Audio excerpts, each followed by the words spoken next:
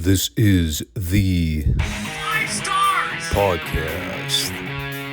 Let me talk to you. Hi.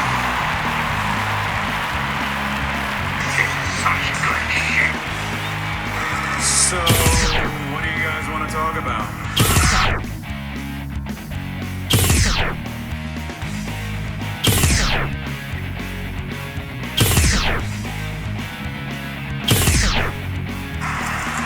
Tell me we're not telling lies.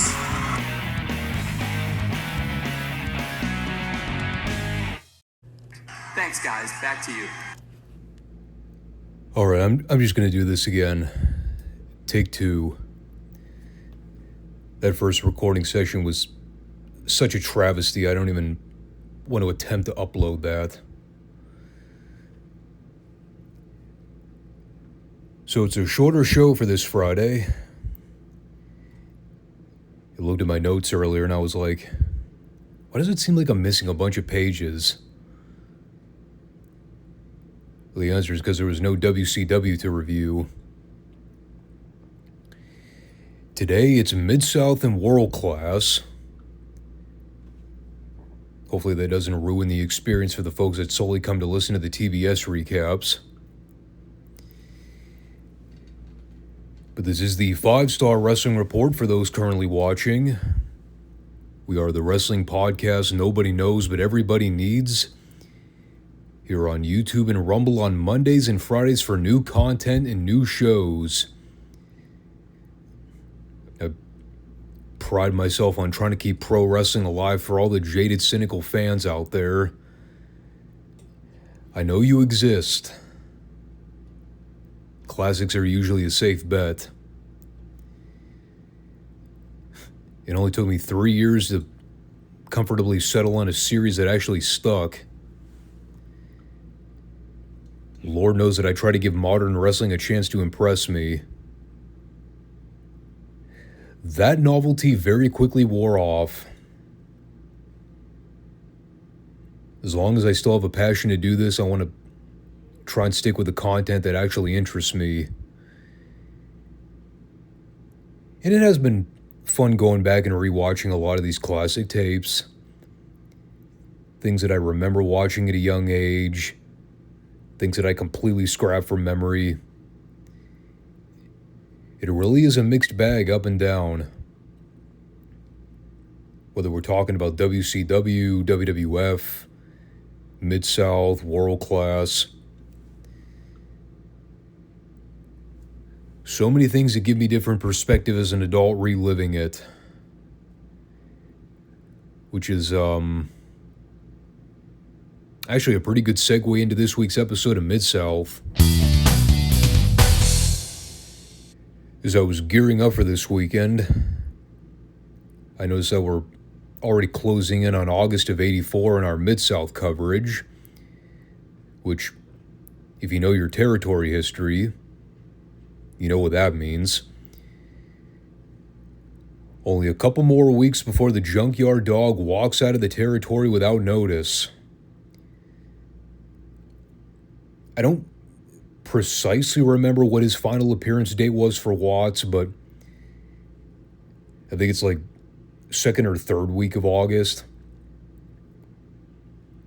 It's right after they do the huge blow-off with him and Duggan against the Midnight Express.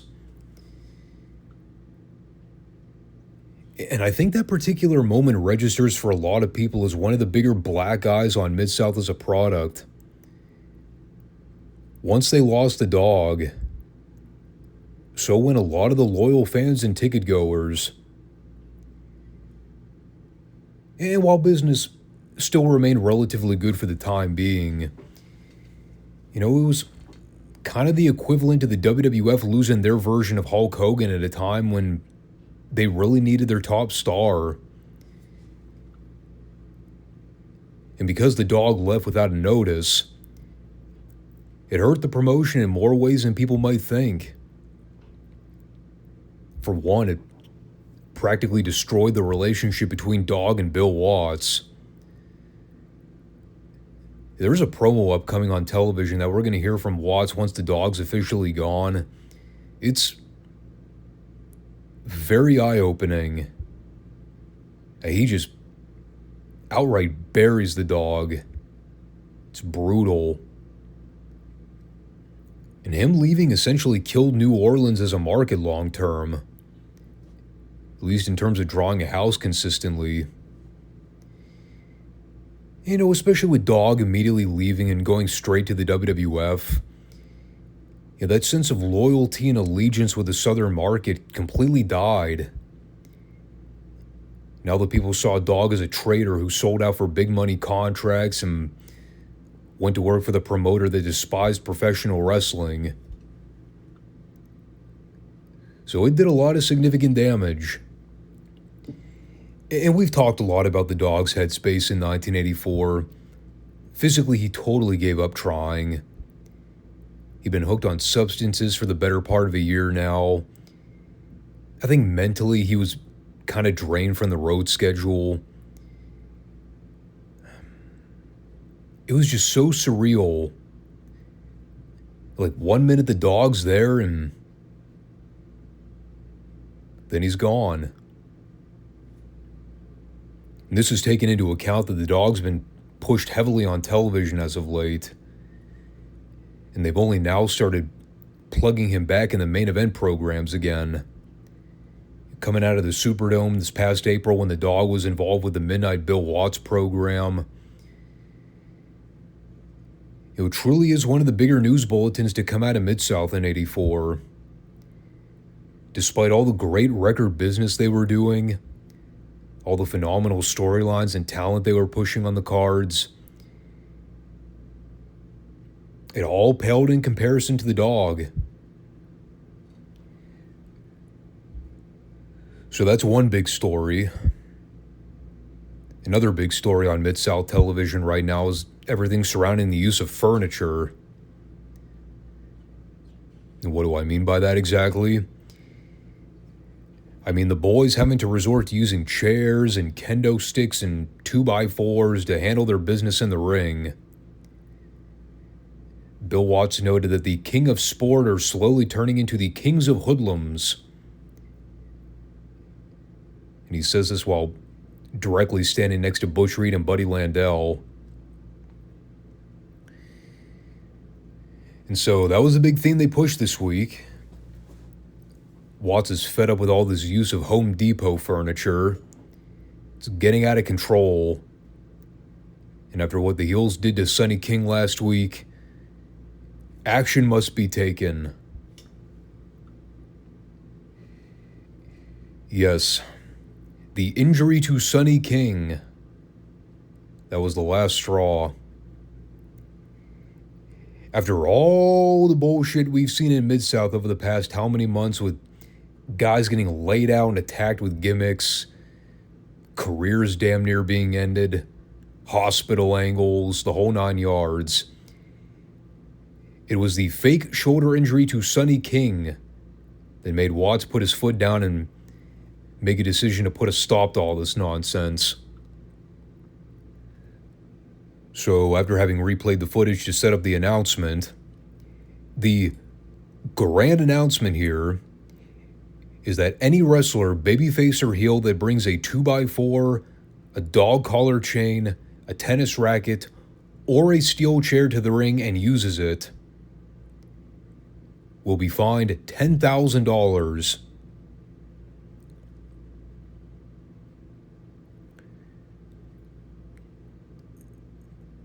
So,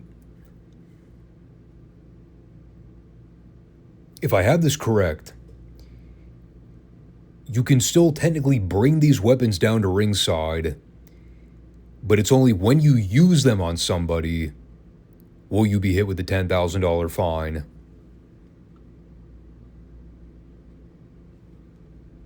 Also, while we're on the subject, far be it for somebody like me to poke holes in anything Mid-South books. I mean, the attention to detail is usually quite immaculate. But you notice how oddly particular Watts is with calling out these specific weapons? I mean, he mentioned nothing about the use of a socket wrench or a blackjack or a microphone, frankly, any other weapon that a bad guy could conceivably get his hands on.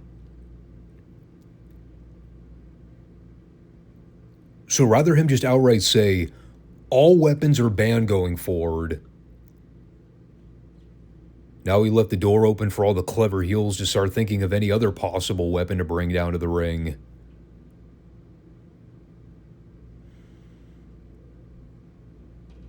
So, as you can probably see, there's some logic gaffes here. Watts was a little ambiguous with how he tried to settle the issue. But then things get great. Landell and Reed chime in with their thoughts, and they are just over the moon about this announcement. It's about time that Watts finally did what was right and stopped the use of all these foreign objects. You know, guys like Landell and Reed are known for playing by the rules and trying to be professional, gosh darn it. So this is a great move. It prevents those slime balls like Duggan and Dog and King from sneaking these gimmicks down to ringside when they can't handle business, and the whole exchange is fucking awesome. I mean, I don't even know how else to say it. I loved Watts just calmly standing there listening to these two goofballs lie their asses off. Finally, he just goes, "Your innocence speaks volumes."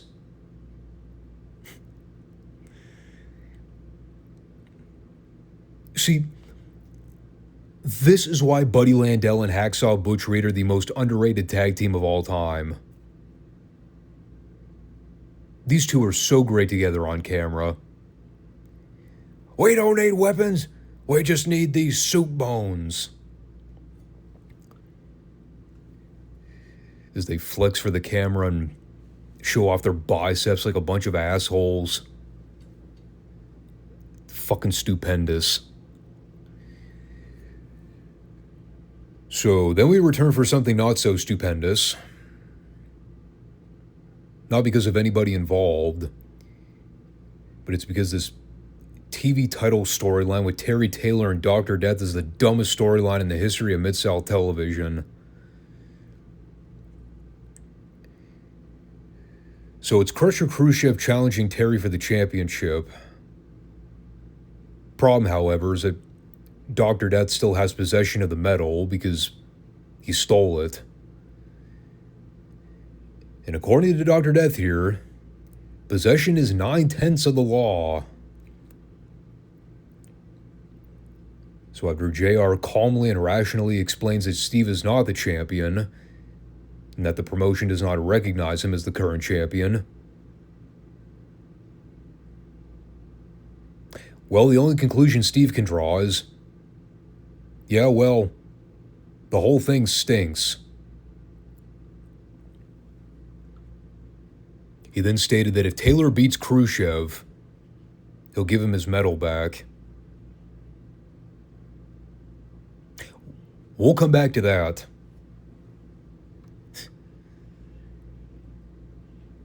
It really was that simple, though, wasn't it? Terry couldn't just show up and fight Dr. Death to get it back. Nah, he's too big and scary for that. Likewise, the company couldn't just force Dr. Death to give the medal back. That would be too common sense. So here's what happens. Khrushchev and Taylor had their match. They get to a spot where both men clonk heads so Taylor can roll out to the floor, wherein Dr. Death was supposed to run Taylor's head into the ring post to set up the blade job. And I use the word supposed because that is precisely what Dr. Death did not do in this situation. I don't know if he forgot or didn't communicate with Taylor that he was going to push him into the post, but God, the spot looked awful. So, of course, Taylor comes up gushing blood after having been gently nudged into the ring post. Never seen so much blood for a post angle that looked like it wouldn't have harmed a toddler. And so Khrushchev got some more heat until Taylor leapfrogged Khrushchev and elbowed Dr. Death off the apron. Then he gave Khrushchev a sunset roll-up and got the 3. And then, folks, you'll never guess what happened. After Dr. Death promised he would give Terry Taylor his medal back if he won the match, guess what he did not do? Yup. He just sucker punched Taylor and left with the medal again. Who would have guessed that?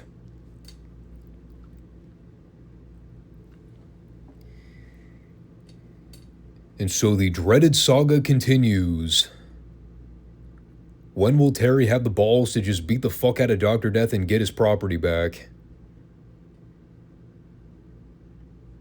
Probably never, because he's apparently the biggest pussy babyface in the history of wrestling. And so that brought us to Mike Jackson and Josh Stroud versus the Midnight Express. Oh, by the way, Boyd did bring up the fact that another gimmick was used to hurt an opponent. You know, not directly correlated to a chair, 2x4, tennis racket, and or dog chain. So, yeah, they've already killed that storyline after a week.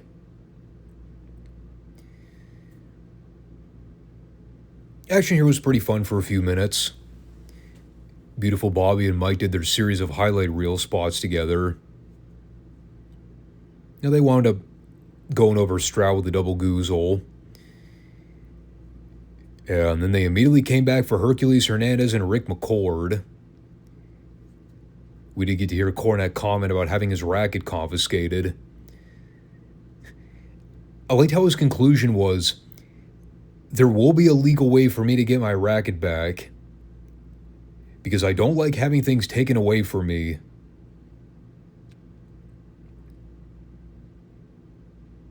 Great mama's boy line.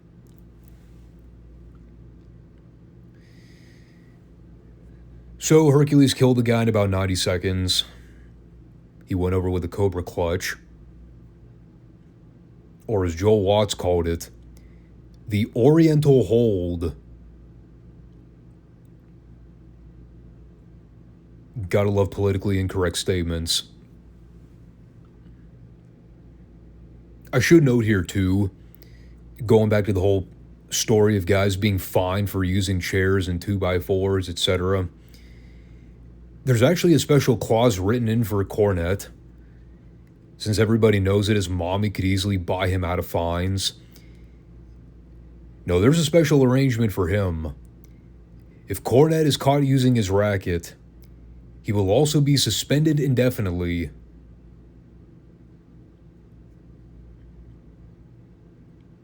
I do appreciate that they paid enough attention to detail like that, because just thinking it through, hold on a second here.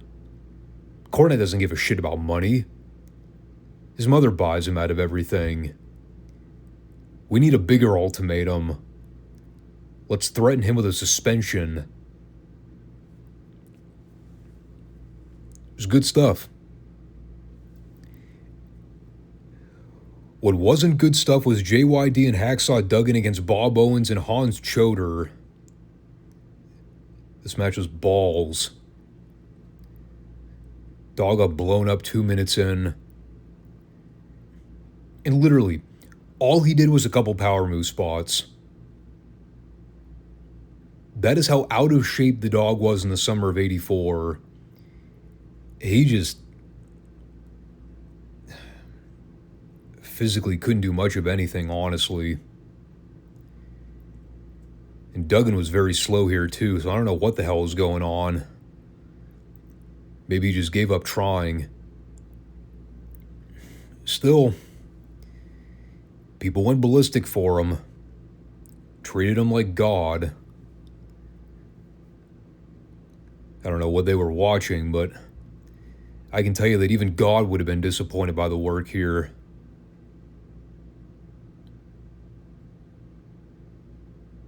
Dog hit a thump on one of the jobbers and got the 3. Joel did allude to the upcoming tag title showdown with Dog and Duggan against the Midnight Express. Nothing was officially declared in the segment here, but I mean, he pretty much foreshadowed the big announcement for later on. Then we had Randy Barber and Pat Rose against the PYTs. Compared to the previous tag match we just watched, this one seemed like I was watching at 3 times speed. It was good. Coco and Norvell were just boom, boom, boom from start to finish. Quick tags, keeping the pace fresh. Maybe they taped this right after the Duggan Dog match and said, yeah, let's give these people some good action. Because that previous match sucked. Cool finish with Coco coming off the top with a missile dropkick on Barber for the 3. Timing was perfect on it. This is a week after the PYTs lost to the Midnights in that title match. So, I'm trying to recall where things go from here. As I said before, the Pretty Young Things run in Mid-South did not last all too long. I mean, they were there for the summer period to do the feud with the Midnights. Pretty soon afterward, I think they went to Florida. And I'm pretty sure they ended up finishing their run down there as a tag team before Coco went to work for Vince.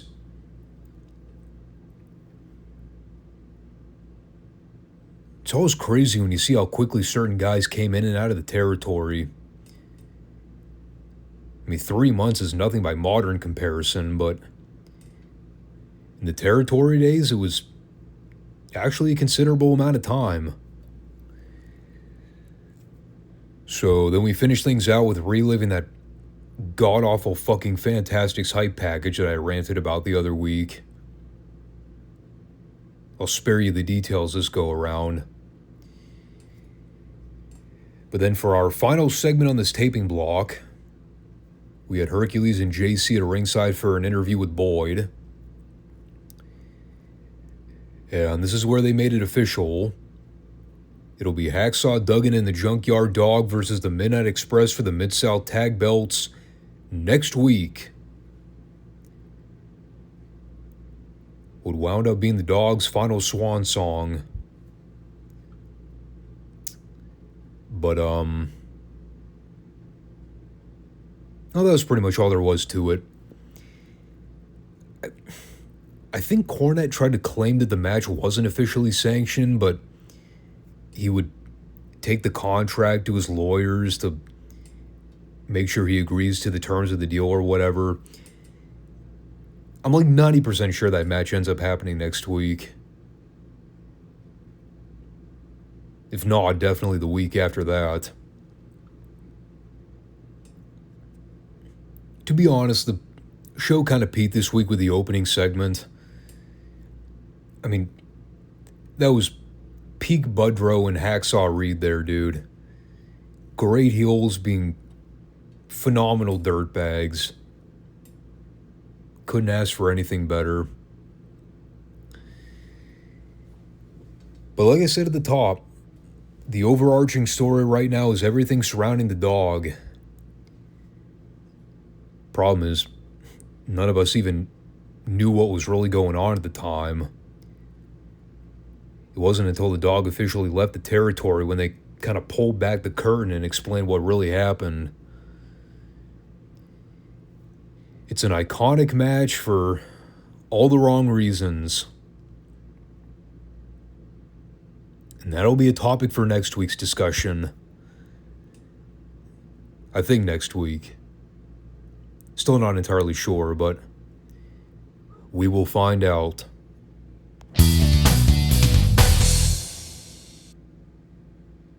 So now as we jump over to World Class, I actually have a funny story that I need to talk about, and then we'll get into the show. So Jim and Brian did another one of their Guess the Program segments on last week's drive-thru. And And I think it was the first card that Brian ran down. He's trying to get Jim to guess the date and timeline based on the card they advertised for one of the Dallas house shows at the time. And it was absolutely hysterical because I actually wound up guessing correctly. But it was pure guesswork on my part, despite the fact that we literally just reviewed this period of World Class 1 year ago. And I still wasn't entirely confident in the timeline. Like on the card, you had names like Iceman, John Tatum, Jim Powers, Jack Victory, Killer Tim Brooks. And I think the only reason I was able to luckily guess that it was 1985 was because the main event was apparently Kerry Von Erich and the Great Kabuki against the One Man Gang and Mark Lewin.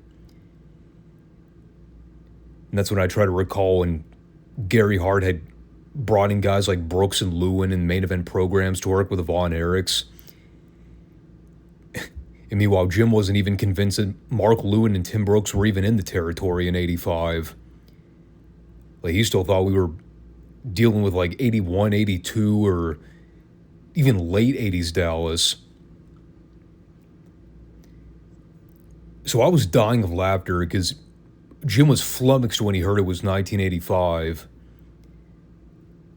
Keep in mind, he literally would have just been gone from the territory to go work for Crockett within that same time span. And even he had no fucking clue that most of these guys were around. So I was actually proud of myself for getting that correct. But, I mean, this is how little I actually recall about world-class history in 1985. Having just reviewed the entire TV library from the past 12 months. Seriously, go back and listen to those reviews if you don't believe me. How many times did I sit here and talk about how boring and unmemorable so many of those goddamn TV episodes were from mid to late 85? Fucking Mark Lewin in main event matches stinking up the joint every god-blessed week. Oh, those shows were horrible.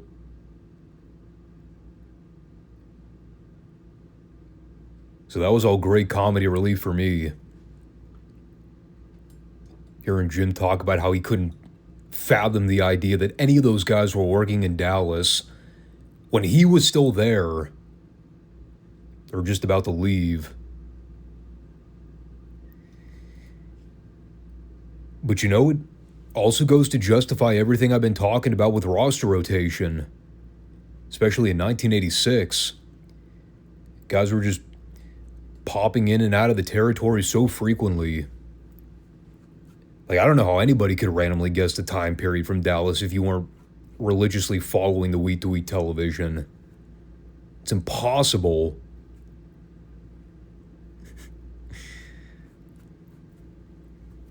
I love when things like that come up. It makes me realize I'm not crazy. For the record, it's not to say that 1986 has been any more or less memorable than 85. I mean, the standouts are few and far between. None of which happened on this episode, by the way. We did come to learn that it was trial time for the Dingo Warrior this week. In his debut last week, they wisely made the call to hide him behind Matt Bourne in a tag match so that Warrior could spend most of the match on the apron flexing, as opposed to wrestling, because, well, he sucked at that part. Well, this week they stuck him in a handicap match. Problem was that the Warrior was the one handicapped. In more ways than one. So he worked against two job guys, Perry Jackson and Chico Cabello. And it was all dingbat for this handicap bout. Whoops, I meant Dingo. Same difference.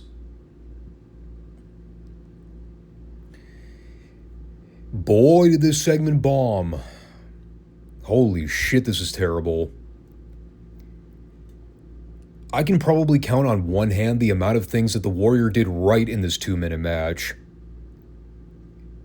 It was very little.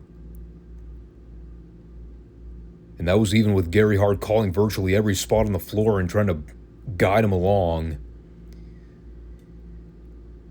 Again, I know the Warrior was only in the business for about a year. You can't totally fault him for being so green and inexperienced. But seriously, his work was atrocious. Everything he did, it just looked so phony and cartoonish. Nothing registered. Nothing looked realistic at all.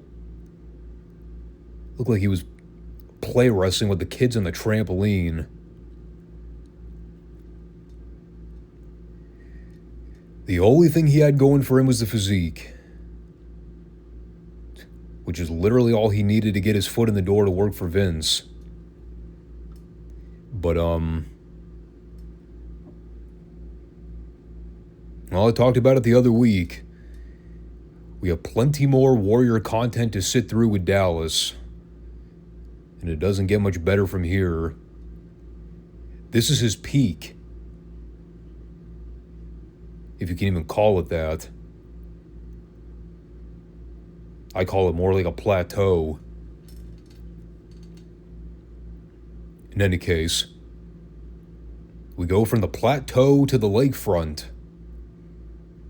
How's that for a grabby transition? Well, we finally got some decent follow-up on Steve Simpson coming out of Texas Stadium in May. About 2 months later. And, well, this was quite the video they pieced together. I'm still not entirely sure whether or not I liked it or thought it was the most cornball thing in the world. So, it's Bill Mercer interviewing Steve Simpson from his yacht, because he happens to own one of those. It was never explained how he came into the money to afford such a thing, but we'll just assume that his family had wealth. And so he and two girls climb up to the yacht as Mercer's trying to ask him the most bare bones of bare bones interview questions.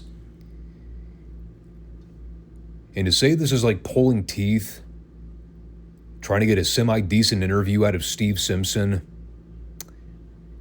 that would be putting it lightly. I'm trying to think of the most accurate way to describe Simpson talking, bearing in mind that he was from South Africa, so the accent was going to be a little bit of an issue. He basically sounded like a version of Matt Riddle if he was from South Africa. I don't want to insinuate that Simpson may have pre-gamed for this interview, but he was slurring his speech in a manner that did not sound accent-related. Let's just put it that way. I think he was either drunk or high. It was such a horrible fucking interview. And it was the most boring fucking interview of all time. They're talking about the Texas weather and shit that nobody could possibly give a rat's ass about. And bear in mind too, like, casual conversation's cool, but at no point here did they address anything about who Steve Simpson is, what his wrestling background is, why he came to Dallas, what his goals or objectives are. None of that. He just mumbled some stuff about the weather and talked about a couple of his favorite summer hobbies: scuba diving, skiing. And they needed to plunge into the lake in slow motion as the camera made sure to promptly capture his thong riding up his sphincter hole.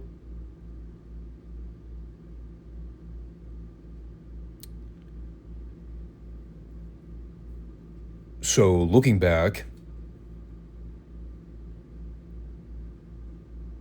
yeah, the pre-tape kind of sucked. I didn't hate it. It was just hysterically bad. And all of a sudden, I'm not so sure about my previous comments on Steve Simpson getting a massive babyface push. It seemed like a good idea in hindsight. Kind of having second thoughts. Sure, he was a good-looking athlete with a great body. Definitely had that ladies' man appeal. God, his personality was blander than drywall. Meanwhile, on the completely polar opposite end of the spectrum, you got Mad Dog Buzz Sawyer, who is very much a personality in and of himself. They showed a clip of him working a squash match in Fort Worth. And after beating the job guy, he picked him up and dumped him out to the concrete with a military press. And so he goes out and starts beating up on some other jobbers who try to attend to him, which led to Steve Simpson running over to make the save. And those two had a quote-unquote slugfest in the ring. If you completely disregard the fact that Simpson was blatantly punching the ring mat as he had Sawyer pinned down. But it led to Matt Bourne running down to try to get the heat back on the heels briefly.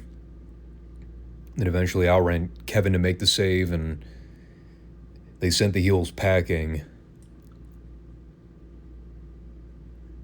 There was nothing wrong with the angle itself, other than Simpson having a street fight with a canvas instead of Buzz Sawyer. But it just kind of encapsulates a lot of what we've been talking about with the main event picture in World Class in 1986. Like, I can get behind the idea of wanting to push a younger guy and get him some exposure with some of the top of the card workers at the time. But it just seems like they're rushing Simpson into that spot now. He had a good showing at Texas Stadium. Completely fell off the face of the earth for the last 2 months. And all of a sudden, now they got him interacting with the semi-main and main event talent from out of the blue. It's like they're trying to artificially create another fake Von Erich right in front of our eyes. And he does sort of look like a younger version of Kerry if you take into account the hair and the body. But that's all I can think seeing Simpson get this push.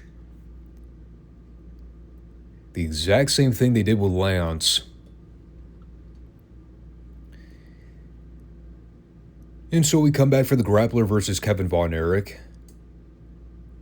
We did finally hear Mercer talk about the Kerry motorcycle accident, mentioning that he would be back and perfectly healthy once he recovers. Which, well, that comment did not age well. He came back. I wouldn't exactly call it a healthy return. Kind of hard to make a healthy comeback when you have your leg amputated.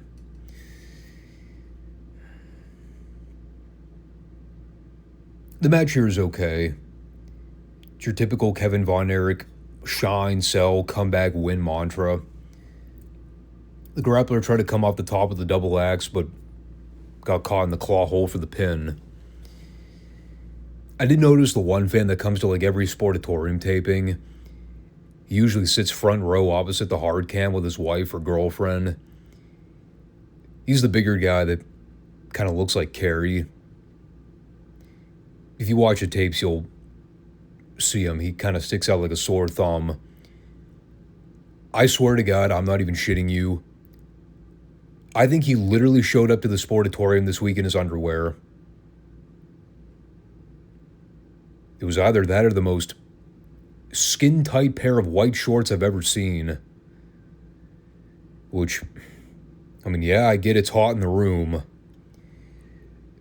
That would totally not fly in 2025. Not with the physique that guy had. And so then we had our advertised main event. It's Matt Bourne and Mad Dog Buzz Sawyer going up against Steve Simpson and Chris Adams. And well, the match went a while for one. It actually turned into a hell of a little match by the end. As imperfect as guys like Matt Bourne and Buzz Sawyer were, you can never take away from what they could do athletically. They were hella great workers. Not to diminish guys like Chris Adams, but I mean, he wasn't a loon bat in the same manner that Mad Dog and Bourne were. You followed the pattern of a lot of world-class main events where the babyfaces controlled large portions of the early goings. But the thing with Bourne and Sawyer, that they were great at feeding and bumping for the babyfaces, just because they were so crazy and bizarre. So whether they were on offense or defense, it was always entertaining to watch. But then when the heels turned the tables and took over on the babyfaces, they were using all these crafty ways to cheat and double team behind Ralph Poley's back. There was a sickening brainbuster spot that Buzz gave to Steve Simpson on the floor. God, it was insane with the way he just picked up and dropped Simpson down on the concrete. I mean, don't get me wrong, it was totally safe. But holy cow, people popped big for that spot. They probably thought he was dead. But they really isolated Simpson for most of the match. Well, I should say for most of the heat. And Adams did a good job rallying everybody up to build to the comeback. Meanwhile, you had Matt Bourne on the apron playing around with his boot for like an hour.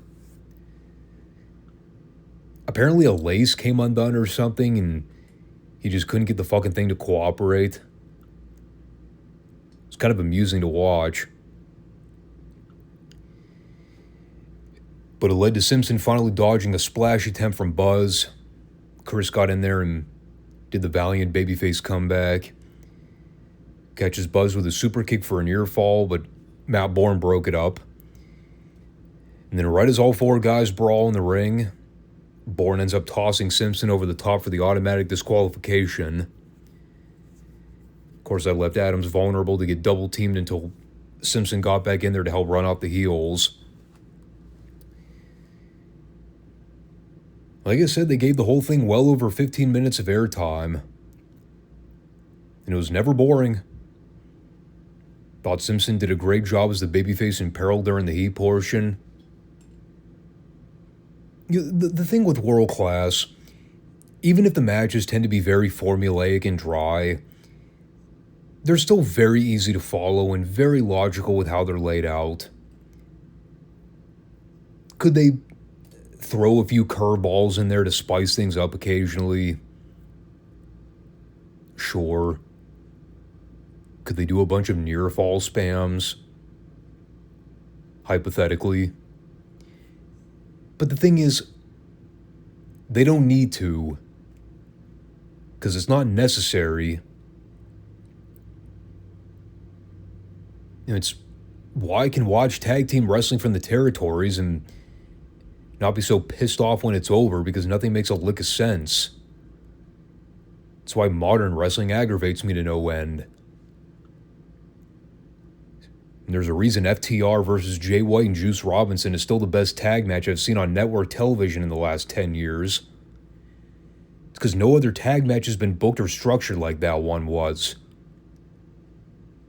AKA the correct way to do tag team wrestling. The boys weren't just doing do-si-dos in and out of the ring without tags. They weren't blatantly doing dumb shit in front of the ref that would have been easy grounds for a DQ. They weren't spamming out of kickouts left and right just for the sake of getting pops. And this is the level of incongruity that separates modern fans from old school fans like me. Back when the shit used to make fucking sense. Like, I can watch classic tag team wrestling and not even have to think about this kind of stuff. A match like this by today's standards, we'd be praising the shit out of this match for weeks if we saw it in 2025. In 1986, it was just another average TV main event at the Sportatorium. But it's like I talked about before, there really wasn't a whole lot going on this week. The Steve Simpson push is relatively new. We'll see how it progresses. Right now it seems very contrived, but I don't know, maybe he'll grow on me. His promos aren't growing on me. Highly doubt that's going to change. But I guess we'll leave it there. And we'll wrap up the show and reconvene on Monday. Should be just Retro Raw, if I'm not mistaken. Unless there's another heartbreaking news bulletin that I have to go over. But yeah. Should line up for a pretty simple weekend. Thanks everybody for tuning in, and we'll catch y'all on Monday. Take care, and peace out.